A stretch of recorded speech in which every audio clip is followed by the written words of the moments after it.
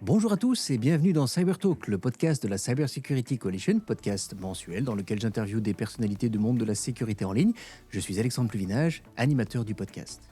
Aujourd'hui, dans cet épisode, nous allons parler d'un sujet qui préoccupe malheureusement encore beaucoup d'organisations, les attaques par ransomware. Et surtout, qu'est-ce que l'on doit faire concrètement quand elles se produisent. Et à cette occasion, nous allons vous présenter avec mon invité le Ransomware Incident Response Playbook qui a été créé par le Cyber Incident and Detection Response Focus Group de la coalition. Nous allons parcourir les 6 phases essentielles, à savoir Prepare, Identify, Contain, Eradicate, Recovery and Lessons Learned. Et on partagera avec vous des recommandations pratiques, des premiers signes de l'infection jusqu'à l'isolation des systèmes en passant par la communication interne, la restauration et l'analyse post-incident. Sachez que cet épisode est en 2 parties. Dans la première partie, celle-ci, nous explorons ce qu'est le playbook. Dans la seconde, nous allons revenir plus en détail sur les différentes étapes d'une attaque par ransomware. Et aujourd'hui, pour vous parler, j'ai le grand plaisir de vous présenter et de recevoir Arnaud Rosette, qui est Security Operations Engineer chez NRB et qui représente le Cyber Incident and Detection Response Group de la Cyber Security Coalition. Salut Arnaud, Salut Alexandre, bonjour à tous. tu vas bien? Oui, très bien. Merci de me recevoir ici dans ton podcast. Avec grand plaisir. Eh bien, écoute, je vais commencer directement par sauter à 2 pieds joints dans la flaque d'eau. Pourquoi un incident response playbook? Quel était l'intérêt de le créer spécifiquement pour les ransomware? Et puis peut-être aussi pourquoi maintenant? Un playbook d'Incident Response, ça a un grand intérêt pour les organisations parce que c'est un guide vraiment opérationnel qui aide toutes les personnes qui sont amenées à traiter des incidents de ce type-là dans les organisations. Donc c'est vraiment une procédure pas à pas que quelqu'un peut suivre pour arriver jusqu'à la résolution de cet incident. Alors, tu l'as très bien dit, il parle de ransomware ici. Pourquoi le ransomware? Ransomware, c'est une menace qui est très très présente et qui impacte beaucoup d'organisations.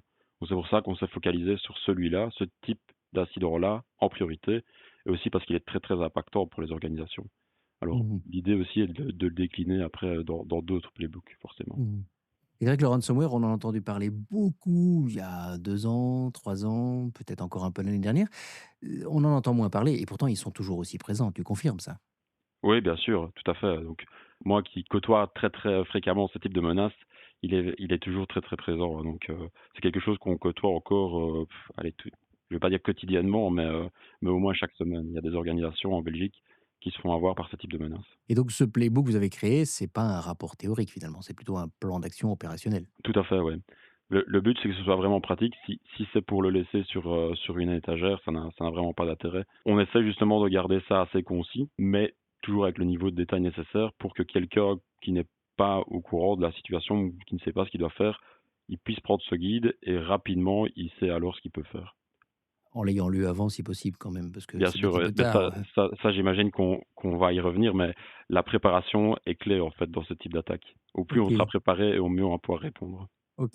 Mais alors il est destiné à qui en particulier dans l'entreprise? Alors, il est destiné à toute personne qui serait amenée à devoir, réagir à ce type d'événement dans une organisation, en ce compris le SOC, le CSIRT, les personnes qui font partie, d'équipes IAM, d'équipes d'infrastructure, mais aussi, de départements, plus annexes comme, le département légal ou le département communication. Ah oui, même pour la communication en fait.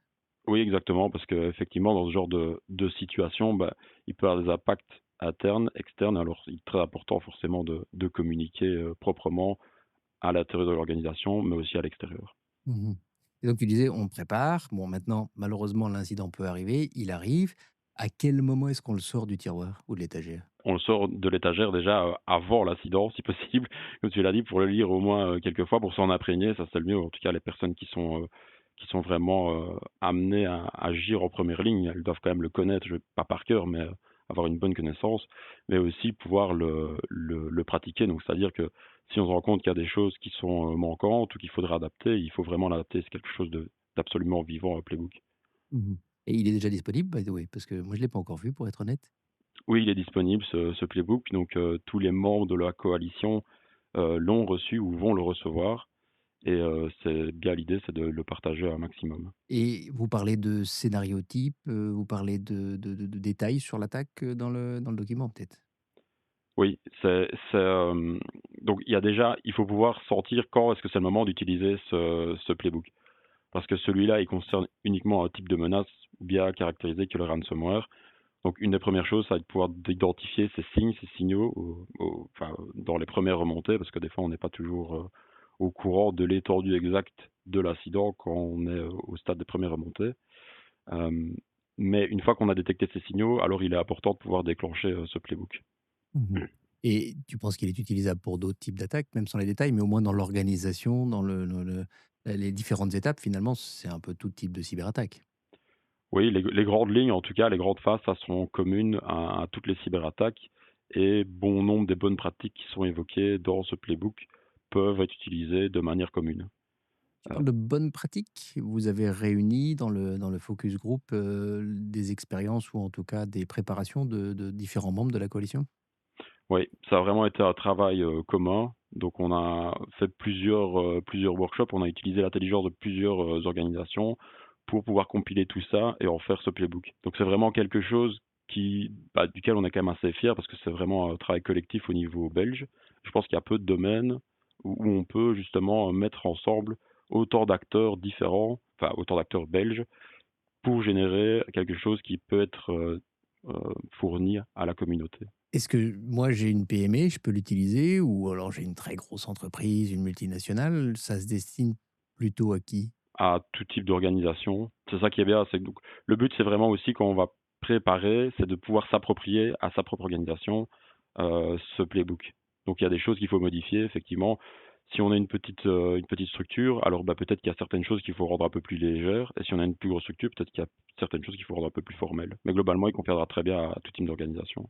Plongeons dedans un tout petit peu. Est-ce que tu pourrais me présenter en quelques minutes, finalement, les 6 grandes étapes? Je sais qu'on va y revenir dans le prochain épisode, mais les 6 grandes étapes qui sont développées dans le playbook. Alors la première étape, et ça c'est peut-être ma préférée, c'est l'étape de préparation. Au plus on sera préparé, au plus il sera facile de répondre rapidement à un type d'événement pareil. La seconde étape, quand on est confronté à l'incident, c'est l'identification. Donc ce sont les différents signaux qui vont pouvoir remonter, comment est-ce qu'on va pouvoir les utiliser pour les interpréter et voir si ça colle avec le scénario. La troisième étape, c'est l'étape de confinement. Donc isoler la menace pour ne pas qu'elle se répande à d'autres parties de l'organisation. Quatrième étape, c'est l'étape d'éradication. On va vouloir chasser la menace de nos systèmes. Cinquième étape, c'est l'étape de reconstruction des systèmes pour pouvoir repartir en opération comme on l'était avant. Et la dernière étape, aussi qui est toujours très intéressante à ne pas oublier, c'est d'apprendre de ses erreurs. Et vous attendriez un retour des utilisateurs? C'est: «Je l'ai utilisé, j'ai des questions, j'ai des» il y a la possibilité de revenir vers le groupe, peut-être pour donner, partager une expérience et dans une prochaine version mettre à jour? Oui, bah, c'est tout l'objectif, hein. Ici, on l'a publié largement, donc on a déjà eu un travail collaboratif. Mais maintenant, vu qu'on va toucher plus d'organisations, on va bien sûr utiliser, bah, l'expérience qui en est faite auprès des organisations pour qu'elles puissent revenir vers nous et compléter ce playbook. Donc Mmh. j'invite toutes les organisations qui utiliseraient ce playbook à revenir vers nous, et on tiendra compte évidemment des commentaires qui sont faits. Et si je voulais le mettre en parallèle avec, ce qui se fait, au niveau régulatoire et surtout européen, hein, on a vu, NIS 2, bon, dans le secteur bancaire, il y a DORA, les différents secteurs qui ont des obligations, de mise en place de protection, de détection, de réponse et cetera. Ce manuel finalement, ça peut aussi leur rendre service et leur permettre de faire certaines vérifications pour être en règle avec les réglementations européennes finalement. Oui, bien sûr, dans ces régulations, il y en a pour certaines, en tout cas, une obligation de rapporter tout ce qui est, lié à des incidents qui seraient détectés au sein des organisations. Notamment, quand je dis ça, je pense, à NIS 2, où il y a aussi des contraintes de temps pour rapporter ça. Donc je pense qu'avoir ce type de playbook, ça aide, bah, d'une part, les certifications, parce que pour certaines, régulations, mais il faut une certification et donc ça peut montrer à des auditeurs justement qu'on a pensé à ça. Mais aussi, plus largement, ça permet d'augmenter l'efficacité d'une organisation par rapport au traitement de ces menaces et de ces incidents. Est-ce qu'il y a encore un ou 2 éléments que tu voudrais mettre en avant sur le document en soi, aujourd'hui, avant qu'on termine cet épisode finalement et qu'on passe, plus tard, à la suite et donc à rentrer dans les détails? Bah, j'invite toute organisation, bien sûr, à aller consulter ce document, à se l'approprier. Il y a beaucoup de choses qui sont aussi très techniques, donc il ne faut pas voir ça comme un guide qui est fort déconnecté de la réalité. On a essayé justement, ça a été rédigé par des acteurs de terrain, des gens qui ont, on va dire, les mains dans le cambouis, Donc, on pense que ça peut vraiment aider la Belgique au sens large à être plus résiliente. Et donc, bien sûr, si une organisation voit qu'il y a des améliorations qui pourraient être apportées à ce playbook, ben, on est évidemment toujours preneur. Très bien. Bon, bah, c'est très intéressant. En tout cas, si vous êtes membre de la coalition, si vous l'avez reçu, eh bien, lisez-le. Je pense que c'est toujours une bonne base, même si vous avez déjà un certain nombre de protections. Ça permettra de faire le tri, de voir ce qui manque et de continuer votre préparation. Parce que finalement, on l'a vu, le ransomware, c'est une des attaques qui est les plus handicapantes pour les entreprises, mais elles sont aussi une porte d'entrée pour d'autres choses. Par exemple, un vol de données. Enfin, je veux dire, je dis pas que les vols de données qu'on a vus récemment, et il y en a beaucoup trop, parce qu'il y en a dans la presse quasiment tous les jours aujourd'hui, que ce soit, allez, en tout cas pour la Belgique, on les suit en Belgique, on les suit en France. Il y en a beaucoup trop qui se passent en ce moment. Mais clairement, se préparer à un cyberincident aujourd'hui, ça n'est plus juste quelque chose qu'il faut prendre à la légère. Il faut vraiment investir dedans. Très bien. Merci beaucoup, Arnaud. Eh bien, si vous êtes membre de la coalition, vous l'avez reçu ou vous allez le recevoir, le manuel. Lisez-le. Merci à toi, Arnaud, pour la participation à ce prochain épisode. On va se revoir très bientôt pour pouvoir rentrer plus en détail dans le document qu'on a présenté aujourd'hui. Si vous n'êtes pas membre de la coalition, vous sachez que vous pouvez retrouver sur le site de la coalition www.cybersecuritycoalition en un seul mot toutes les informations pour devenir membre de la coalition et peut-être aussi recevoir ce guide. Pour ma part, eh bien, je vous souhaite une très belle journée ou une très belle soirée, ça va dépendre de quand est-ce que vous nous écoutez, et je vous dis à très bientôt dans le second épisode du podcast. Pensez à vous abonner, comme ça vous ne le raterez pas sur votre plateforme de podcast préférée. Prenez soin de vous et de votre sécurité en ligne.